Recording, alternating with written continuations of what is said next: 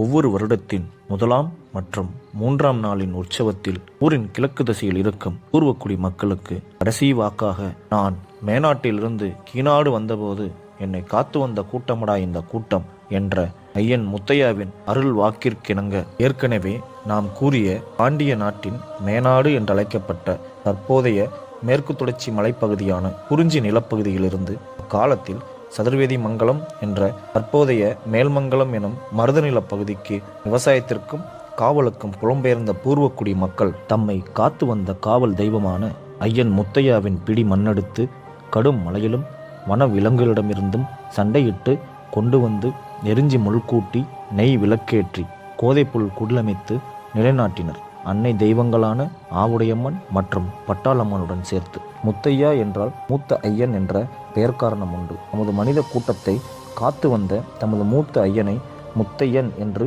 வழிபடத் தொடங்கினர். அதனால்தான் இந்த மனித கூட்டத்தில் அக்காலத்திலிருந்து இக்காலம் வரை ஒவ்வொரு குடும்பத்தில் ஏதாவது ஒரு ஆண் வாரிசுக்கு முத்தையா என்று பெயர் வைக்கும் வழக்கமும் உண்டு. தற்போதும் இக்கூட்டத்தில் இருக்கும் வயது மூத்தோர்கள் கிழக்கே கால் நீட்டி படுக்க விட மாட்டார்கள். ஐயன் முத்தையா கோவிலின் வாசலின் முன்னே அரை கிலோமீட்டர் வரை காலணி அணிய மாட்டார்கள். முத்தையாவும் இன்னபிற தெய்வங்களும் முகலாய படையெடுப்பும் ஐயன் வரலாறு தொடரும்.